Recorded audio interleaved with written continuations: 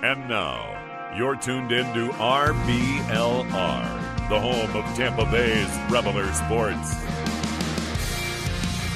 What is going on, listeners? Welcome into RBLR BUCS, your home doc for everything pewter and red.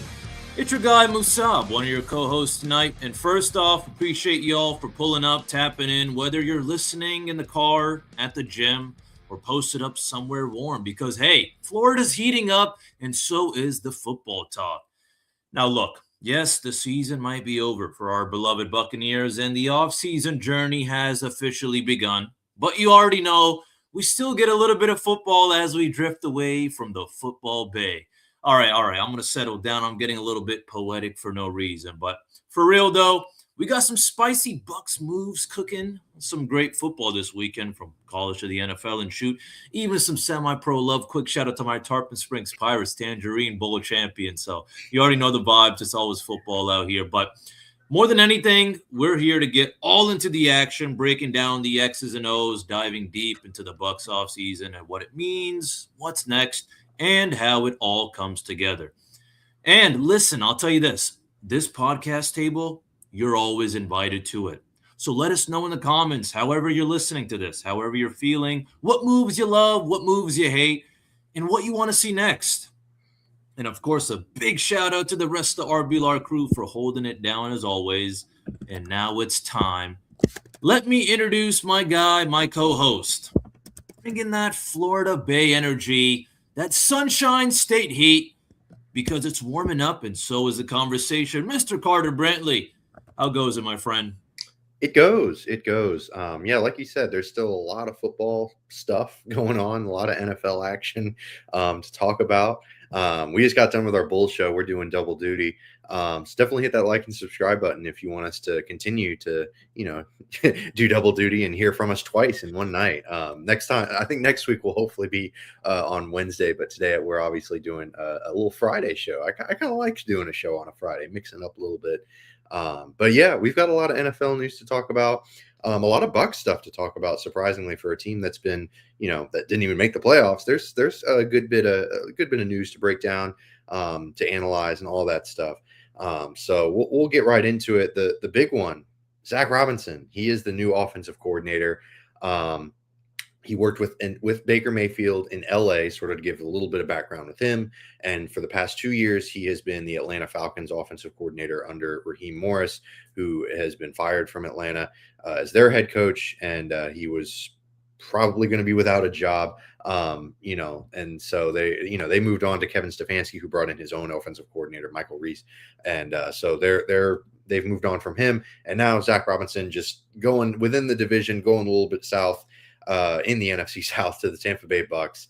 So kind of some interesting stuff to break down. And we'll talk about him as a more broader or more specific candidate, more like breaking down his offense and the formation usage, how he fits in with the Bucks' other pieces, etc. But focusing on the other candidates, were there any other names that, Musab, you were looking at and thinking, oh man, I wish maybe the Bucks would have gone with this guy instead of Zach Robinson? Because I know Mike McDaniel was a big one, but he's obviously been hired by the Chargers, now being interviewed by the Bills. Were there any guys that were available that maybe the Bucks should have gone with instead of Zach Robinson?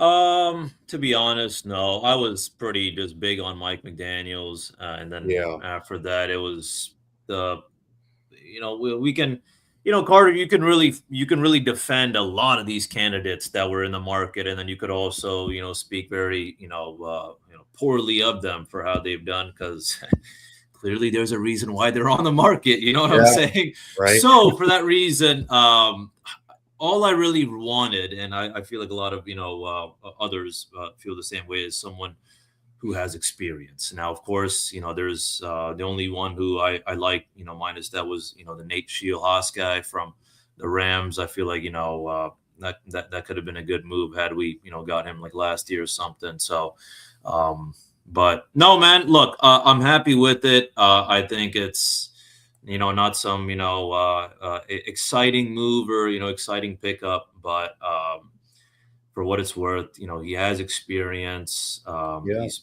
He's proven, he's capable of, being successful. I mean, yeah, with the whole kind of, under the McVay tree, and then, he has, some, relationship with Baker. Right. Yeah, that's fascinating. The Falcons finished, top 10 in yards and scoring in 2024. Now, 20 Yeah.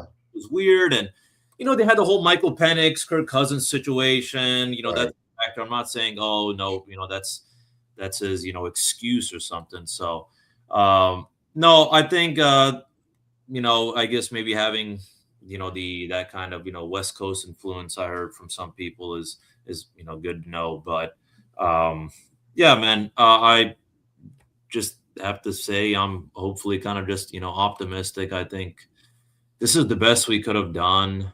Yeah, I agree. I really don't know, I can't really find a reason to kind of like, crash out or something. Right. There's people out there. Oh, Where of course. like, it's the end of the world. Yeah, I don't know if crashing out over a Bucks offensive coordinator hiring is ever worth it, regardless, even if they hired me or you. It's still it's the Tampa Bay Bucks, it's their offensive coordinator. Not that big of a deal. But yeah, I'm with you, man. I think this was probably the best that they were gonna get out of the remaining options. I do like that he has, like you said, they kind of a shift in philosophy. They were going with kind of first time NFL play callers, and now they have a more seasoned NFL play caller, quote unquote. So I kind of dig that they shifted gears a little bit in that manner.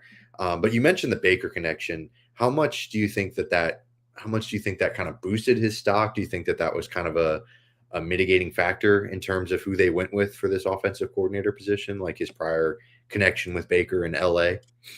I think there is something like that. Yeah, I agree. Having that familiarity, and again, I think there's a couple of things like, again, coming from that McVay coaching tree. So I think it was, and from what I heard, I don't know exactly what the source was, but I think there were some reports that Mayfield was advocating for his hiring.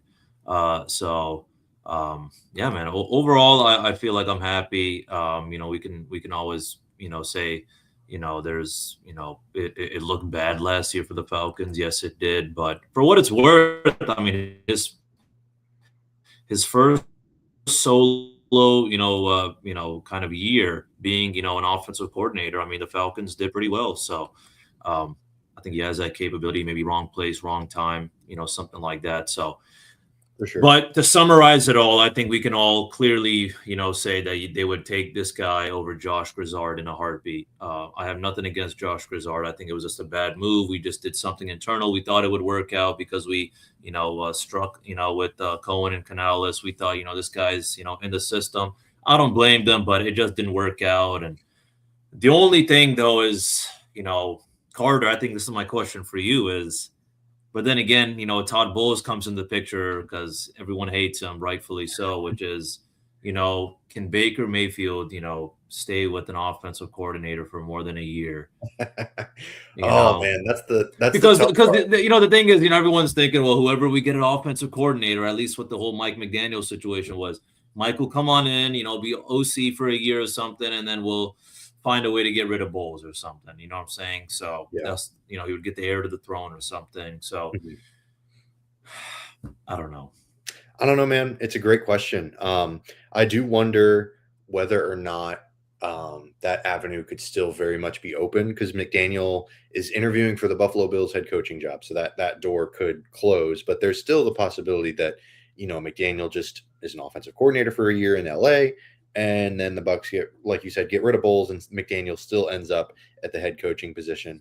But if Zach Robinson does well, then maybe that kind of closes that door because you don't want to move on from a system that's working. But if Zach Robinson doesn't do well, then hey, the Bucks have to blow this thing up anyways because man, they can't have because Baker's contract is going to be expiring, and they might want to just do kind of at least a soft reset, if not a total reset. Like I don't think firing Light will be in the works or anything like that, but moving on from this kind of Baker era, so to speak. Because if the offense doesn't do well, then they don't want to, they're going to want to have to distance themselves from that because they're going to have a lot of retooling to do. This is a bit of an older roster. There's a little bit of youth, don't get me wrong, but there's a lot of older players that are going to be moving on. And who knows what happens with Mike Evans? Who knows what happens with Levante David? So there's a lot of moving parts still to come for the rest of the offseason, especially with transactions, free agents, the draft, and all that stuff. But it was nice to see them kind of get the offensive coordinator position settled. And I think they got making the best of a bad situation because this wasn't the most attractive OC job, and the great OCs are getting head coaching positions, so this was a bit of a tough spot that they were in, and I think they probably made the best of a bit of a rough situation. So we'll see how it all plays out. Zach Robinson's going to have some stuff to work with. Obviously, like we said, the prior connection with Baker is kind of fun, so we'll see how they can explore that. And he won't have to deal with Kirk Cousins being just completely immobile like Baker Mayfield. Obviously very shifty. He ran around a lot this past year. Hopefully he doesn't have to do that nearly as much, but there won't be this, oh my gosh, we have to game plan around a quarterback that can't move. So that'll be fun to see how he can kind of flex a little bit more creativity because it did look a little bit stagnant in Atlanta this past year, but I think a lot of that had to do with the quarterback position. So we'll see. But moving on to a different coordinator, the special teams coordinator, they hired a very, very seasoned vet, Danny Smith, 72 years old, 50 years into his coaching career. What are your thoughts, man? They've kind of got this youth movement on offense, and now they are going the complete opposite direction with special teams. So what did you think of the Danny Smith hiring? Goodbye, Tom Moore. Hello, Danny Smith. That's right. That's what I think. No, I didn't actually think that, but I was like, hey, man, you have to have one OG, on the team. You know what I'm saying? So, no, man, look, I'm excited. Special teams was atrocious. I think we all know that. And I think it's just good to know that some guy who is, proven that he's a good special teams coordinator. I mean, he has 50 years of coaching under his belt. So I think this was more, look, it's stability. It's more of a stability hire. It's plain and simple. Yeah. Danny Smith, he's seen it all. I mean, he's seen every, special teams mistake imaginable, you know what I'm saying? Mm-hmm. So, he knows, how to, kind of eliminate those kind of issues. But that's right. Pittsburgh did pretty damn well, in special teams, for example, last year. They were like 6th in punt coverage, 8th in kickoff coverage, 5th in opponent drive start. Chris Boswell was pretty darn accurate with the field goals and, three blocks as well. So Steelers special team has always been, real good. So, now he's coming on over here with, everything rolled out over there in Pittsburgh as of right now. So I'm excited, man. I think it's vital that we have a good special teams. It can come down to the wire, especially being it's the Buccaneers. I feel like, there was a couple of games, just imagine if we had a good special, just imagine if we had Danny Smith and just a little bit of a better offensive coordinator, like maybe Zach Robinson, for example. Just imagine if we had that last year. Yeah, they could have won the division. Yeah, we would have not blown that 14-point lead of the Falcons. I'll tell you that. Right. It's a conglomeration of all things, and this was one kind of a piece of the pie that we got back. That's right. So yeah, man, because people harp on the defensive struggles, and I think that's completely warranted and completely fair and completely just. But towards the end, they literally had to kick a touchback on every freaking kickoff, and so you're just putting the defense behind the 8 ball, which is already struggling. So yeah, the special teams, man, it needed to be like cleaned up. Frankly, mid-season, I'm kind of appalled that it took this long. I think the outrage over. Todd Bowles as the defensive coordinator and the offense, it was bad, but man, the special teams was by far the worst of the 3. And it wasn't particularly close. And it's tough to constantly be playing at a disadvantage because of that, playing from a deficit, just because your special teams is such a negative. Like that's just such a tough place to start.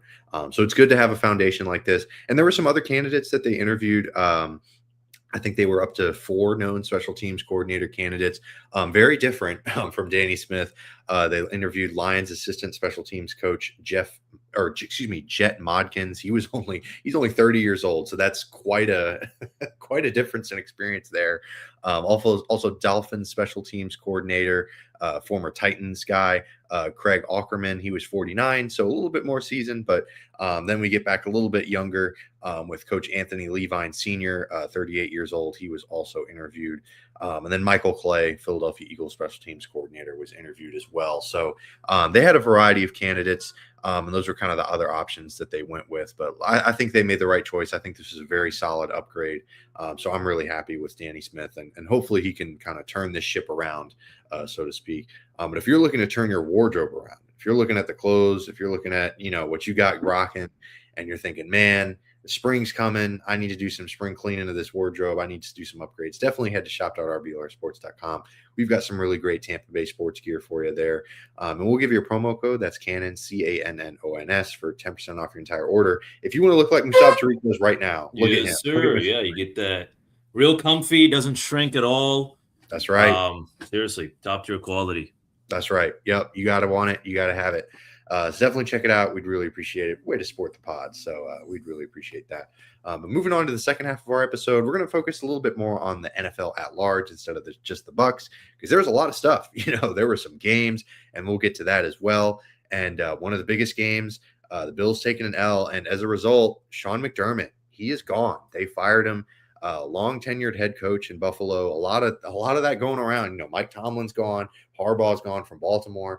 And now McDermott, he has been fired from the Buffalo Bills. So what were your thoughts? Do you think he deserved it? Because they promoted the GM to president of football operations or whatever. And there's been a lot of stuff about the Keon Coleman pick. So just give me your thoughts on the Buffalo Bills at large and this Sean McDermott firing. It seems like kind of a mess, yeah? It's a mess indeed, man. It's a big mess, and it's the McDermott firing to me is just kind of like the definition of tough business, man. You know what I'm saying? So, right. He turned things around for sure. Into a top tier contender, but it reached a point, I guess, where the bar wasn't playoffs anymore. It was right. It was a Lombardi. You know what I'm saying? So firing him after that heartbreaker to Denver. Did feel like a kind of a breaking point, and losing 3 straight playoff games by like just a couple of points. I think each one was just by a couple of points, just brutal. You know what I'm saying? So they're almost there. It's like close but no cookie. I guess that's what the front office was thinking. So I know they're already moving on and interviewing quite an interesting bunch of individuals. It's not an interesting bunch. I mean, they're all good. They got Phillip Rivers now too. They got Phillip Rivers. Yeah, they got Mike McDaniel. They got Phillip Rivers. They got Brian Daboll. Quite an eclectic group of characters for sure. Kind of a wide variety. A couple of former head coaches and a guy that was just playing quarterback this past year. So, I don't know, man. The Phillip Rivers thing is crazy. I don't get it. I got to be honest. Like when these teams just take, like the San Francisco Giants did this with Buster Posey in terms of bringing him in, like kind of right off the playing field to their front office. Jeff Saturday did this with the Colts.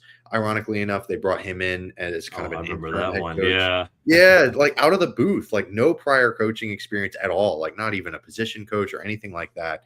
And that went about as well as you could have expected. So, yeah, I don't know, man. I find it kind of just gross and insulting because there are plenty of coaches that are well qualified, have great experience, have a great background. And if the Buffalo Bills genuinely think that Phillip Rivers with no prior coaching experience other than high school is fit for a head coaching job, then God bless them. But I just don't see how that works out very well. But Buffalo, that GM now president of football operations, he seems like a real tool. Like he was real weird with the Keon Coleman stuff. I don't know what they do with him now, because it's just hard to like openly call this guy out in a press conference and say like, I didn't want him. I didn't want to draft him. I was against it. And yet he's still on the team. He's still under contract. I get it. He's been bad. So maybe they cut him. Maybe they try to trade him. But like you lose all your leverage when like poor Keon Coleman catching strays in Cancun. I know, man. Like he's just trying to eat the cookies, and he's had a rough year, man. Like the Cam Newton thing, you better start, doing your job. Like, oh man, it's been a tough year for Keon Coleman, and it seems to only be getting worse. A lot of it's self-inflicted. Like he seems to have some weird stuff, not showing up to meetings on time, and just he's not producing. So like it's not good. We give that grace to young players type thing. So it's been a tough stretch for sure. And I don't know, man. It's really interesting because they still have Josh Allen. Like this is such a crazy thing because like the hardest part in the NFL is getting a game-changing quarterback, like a really elite quarterback. And like we can crap on Josh Allen for his awful performance against the Denver Broncos all we want, and it's fun because it's fun because it's fun to crap on guys who are pretty good. But Josh Allen, pretty good quarterback. They solved that, and yet it's just tumultuous in Buffalo. So I wanted to kind of get your thoughts on the hierarchy of the open head coaching positions, because to me, the Bills just shot to the top of the list. Like the Ravens hired Minter from the Chargers. What are your thoughts on kind of the rankings of the top head coaching opportunities? I know the Bills are probably number one, but you can disagree, but how do the rest of them shake out for you? Yeah, I would go Bills number one for sure. I would just have to go Steelers. Number two after that. After that, it gets just real ugly. Raiders, Browns, Cardinals. Hey, man, look, someone would be honored to take it. I mean, if not that anyone would, but if someone asked me, you're never going to say no to a head coach job, but it's just, it's like buying an abandoned home and then buying like, a house at a nice, super clean, family used to live in, and it's, modern and up to date. And that's kind of what the Bills are like. You know what I'm saying? Yeah. It's kind of a house on foreclosure. I'm saying, it's a beautiful house, just, I couldn't pay the bills. But on the other hand, the Browns are like, it's like an abandoned home in Lizard Lick, North Carolina. You know what I'm saying? Oh man, poor Lizard Lick, North Carolina. Oh man, no, I feel you, man. That's a great way to describe it. Yeah, man, it's tough. And I've heard like there's some crazy stuff going around with the Browns. Like they're super analytically driven, which like I think is kind of cool. Like they're super data driven, but they are taking it to a very wide extreme, especially with this coaching search. Apparently they are like making people fill out questionnaires and take a test and write like an essay. And it's like all this kind of odd stuff that's coming out. And maybe other coaching positions do this too. But since it's the Cleveland Browns, of course, there's a lot of, hoopla about it. They're a tough spot because, they've got a pretty good first round pick, and they also have the Jaguars first round pick, not to sleep on that at all. But man, they're just a mess. Like it seems like the owner is real dysfunctional. Like you said, it's kind of an abandoned house that you're buying. And there's a lot of work that needs to be done. And I don't know if the work that can be done is possible under that stewardship with Haslam as the owner. He just seems to get involved with a lot of nonsense. Like the Deshaun Watson thing seemed to be pushed by him. Shadur Sanders, like that whole fiasco, that seemed to be kind of his decision. I don't know, man. I don't know about you, but I wouldn't want the Browns job if I was a coach that. I mean, some people have already opted out and all that too. Right. And, yeah. I don't blame them. It's just, just because, the opportunity's there, then, it doesn't mean you always have to take it. You have to think about the environment, For sure. And your career prospects. Yeah. I mean, there's always better jobs that pay more, but it's just more of a headache, compared to, low pay, no stress kind of jobs. It's the same thing. So for sure. I don't blame anyone. And, it's perhaps maybe that was the case with, Mike McDaniel over there, going to the Chargers. And, that's the thing. But I will have to also say, Carter, I actually had to pull up the stats real quick. But I mean, if you have if you know anything, I feel like this is in the last 5-10 years, we've had the most firings of head coaches. And I had to pull it up, and it seems like that actually may be the case. It looks like, we have 10 this year, or 10 total changes. And then, with these last year, 2024, 8, 2023, 8, 2022, 5, 21, it was 9, 2027, and then 2019, it's 5. So, yeah, man, it's been the most in a while. And it's just so crazy. I mean, just, it's playing a little bit of hot potato with these guys. Hey, you want to try my coach out? You know what I'm saying? Or hey, man, I got a DC up for sale if you want to, put him as head coach. So Yeah, man. It's the carousel. They talk about in college football a lot too, and it just keeps spinning, man. And McDaniel kind of got off at maybe the wrong time. Now that the Bills job is opening, we see that he's interviewing, so that's kind of interesting. But yeah, man, it's weird. Because like you said, you kind of noticed the trend, like 8 over the past 2 years, and then 10 this year. Yeah, I don't know if that's a trend or if that's just how things have gone over the past few seasons, but that's definitely something to monitor. That's really interesting that you brought that up. I love that. That's really fascinating because, yeah, you kind of preach stability. Like you see all the successful franchises, and a lot like Kansas City has had Andy Reid there for a long time, but the Bills and the Ravens were kind of supposed to be like the model franchises, but now Harbaugh and McDermott, they're gone. I think for them it was just that close no cookie kind of thing, man. It's like, Right. come on, dude. You have to see improvement each year, and it's just For like, sure. yeah. Yeah, maybe it's kind of a changing of the guard situation, like these kind of older teams or these older coaches that have been with their teams for a long time. It's kind of just been like a hey, like maybe it's just a time to change the voice, to get a different voice in here and see if that can take us over the hump, especially like we said with the Ravens and the Bills. I'll be interested to see how the Bills coaching search goes. Obviously, Minter coming into Baltimore, he's a defensive minded guy. He was the DC over in LA. They had a really good defense this past season, the past 2 seasons since he's been there with Harbaugh, the other Harbaugh.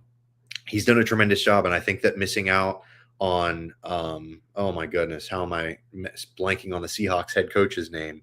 Oh Lord, Mike help me. McDonald. Yes, McDonald. I wanted to say McDermott, McDaniel. It's always McDonald. it's chances are if it's a Mick, yeah, you're close Yeah. enough already. You're already Yeah. halfway there, dude. Right, exactly. I was trying to remember. It's not McDermott. It's not McDermott. Anyways, I think they missed out on him. He was doing a great job there as the defensive coordinator. Kyle Hamilton. I mean, Kyle Hamilton, great player. Like, I'm not trying to take any credit away from him, but he really made Kyle Hamilton into a beast when he was there. And he's doing kind of not quite the same level because Nick Emanwari is not Kyle Hamilton, but Nick Emanwari having a solid rookie year in his own right. And yeah, I mean, it's just really interesting. McDonald has been so good for Seattle. He's basically just turned their defense into just this massive behemoth of a strength that it does matter what they do offensively, but it just takes so much pressure off of their offense. And I think Baltimore wants to do something similar with Minter because Minter was doing a great job in LA with Herbert and, an awful offensive line and pretty tough wide receiver room too. So the offense was kind of struggling a little bit, and so the defense had to step up, and they did. They made the playoffs on the strength mostly of their defense. So the Ravens hoping that he can shore up that side of the ball because it was a bit of a rough year this past season. So we'll see how that plays out. But yeah, I'm with you on the rankings though of the head coaching openings. I think it's definitely Bills, Steelers, Raiders, and then Browns, Cardinals. I mean, we didn't even talk about the Cardinals because they're just like they're the forgotten team. They're so bad. Yeah. They're in such a tough spot. The Browns are in a tough spot too, but I guess you can say at least they have Myles Garrett and a good defense and 2 first-round picks. The Cardinals, I don't know what to say. Like, do you stick with Kyler Murray? It looks like they kind of have to because he's really expensive, but at the same time, he doesn't play. Did they like quiet bench him this season? I don't even know. It's been a weird time for the Arizona Cardinals. So yeah, the head coach that goes there is inheriting a mess too, but at least they don't have the nasty ownership situation that the Browns do. So I guess maybe I'd take Arizona over Cleveland, but even that is kind of, he kind of shrug. But anyways, moving on to the games that happened this weekend, because there were some good ones. Did you have a favorite matchup or a game that you watched that, really got you going, that was really like exciting to watch? What was your favorite game from this past weekend, Mr. Tariq? Oh, absolutely, man. I got a favorite game. Still actually vividly remember where I was watching it. I was tuned in actually attending a wedding, but I was watching it on my phone. The Rams and the Bears, man. Yes. Just the way it was ended, man. And game of the year, seeing Soldier Field rocking in the snow.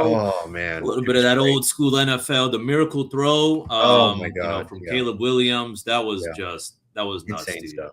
That was absolutely crazy. And then, for the for the cardiac Bears, just to almost get there, but then the interception, and then to finish it off, Mr. Thicker Kicker Harrison Mevis drilling that 42-yarder.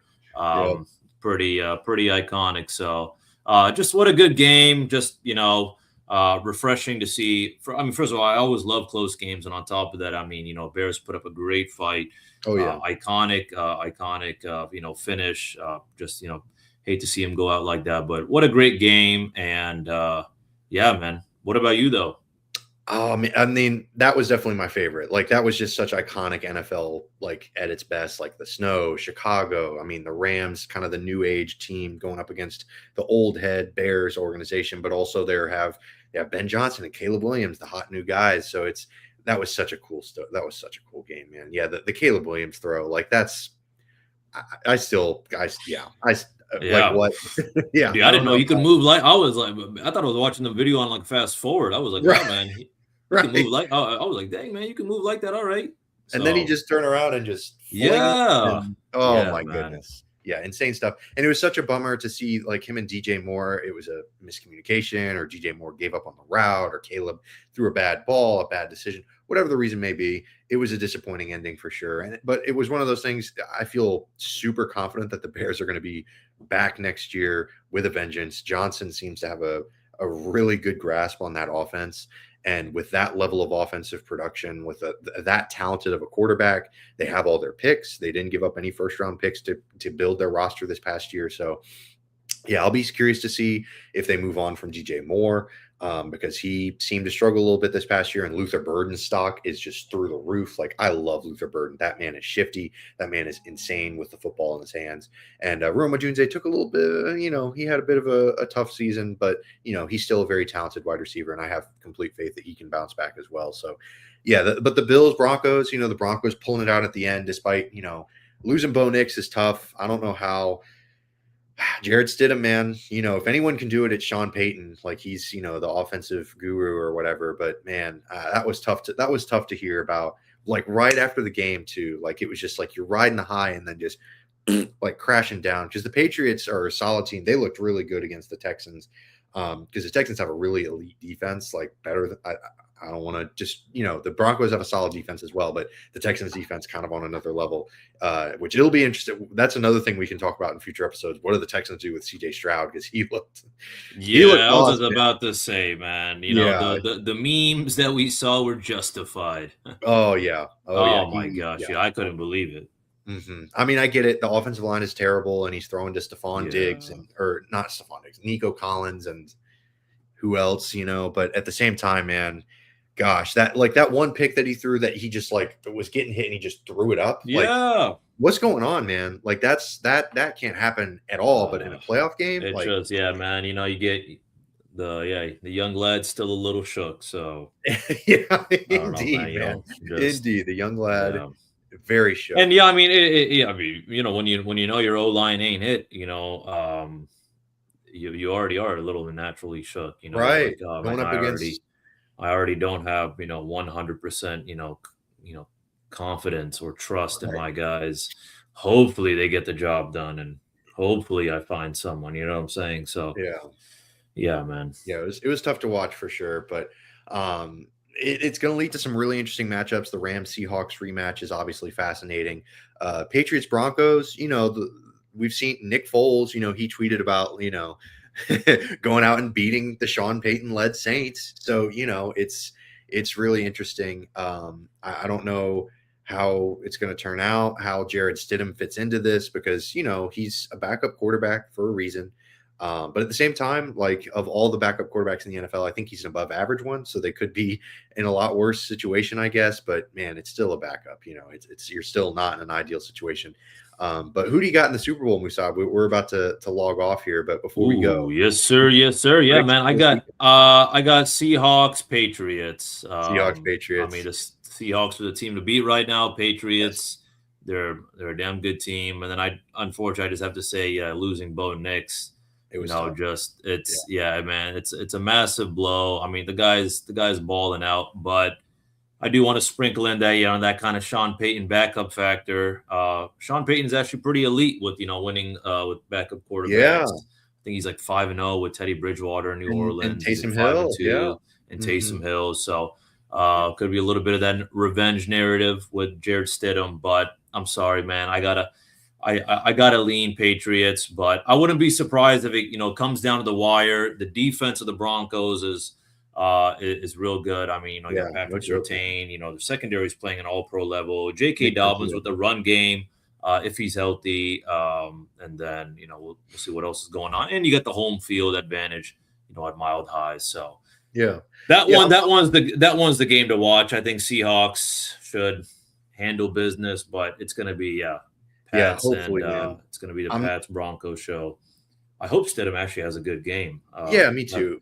Yeah, man. You don't want to see a backup and then it just getting ugly, man. Yeah. I don't want to see that 49ers Eagles game a few years ago where Purdy goes out, Josh Johnson goes out, and then it's just like, man, why are we like that? That was painful to watch. That was genuinely like not a good time at all.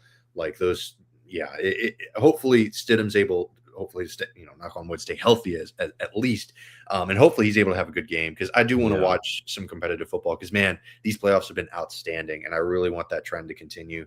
But yeah, I'm with you. I got Patriots Seahawks as well. I don't know. I have a bad feeling about the Seahawks Rams game. Like Sean McVay is just kind of like that annoying little gnat. I don't know. He's like, I don't know. I feel like he's going to cook up some interesting game plans, because, I'm sure he has a chip on his shoulder. He hears all the talk about McDonald and his defense, and they're going to Seattle, so they're the underdogs and all this stuff. And Matthew Stafford, he's the MVP, but like, what's going to happen? I don't know. I have a bad feeling that the Seahawks could be a little bit taken off guard, and Sam Darnold's got that oblique thing, but I still think the Seahawks pulled out. But like you said, I wouldn't be surprised to see it go either way. These should be two good games this weekend. But regardless of how they turn out, we'll be back next week. We'll be talking about those games, and we will also potentially be talking about our all RBLR selections. For we've got the all pro teams, but we've got the all RBLR teams as well. Looking around the NFL, looking at the best guys at each position. We're not going to have one of those stupid gadget positions as well. Like, I don't know why they had that. I mean, like Bijan Robinson had a great season, and Christian McCaffrey had a pretty good year as a receiver, but like, man, we don't have to create positions for these guys. But anyways, we'll talk about that next week when we get to that. And Zach Lane will be on to discuss his team as well with myself and Mr. Musab Tariq. So definitely stay tuned for that. Give us a follow at RBLR Sports or at RBLR Bucks to keep up with that. And I really appreciate y'all for tuning in. Really appreciate my co-host, Mr. Musab Tariq, for making my job easy. But until next week, and as always, go Bucks. Go Bucks.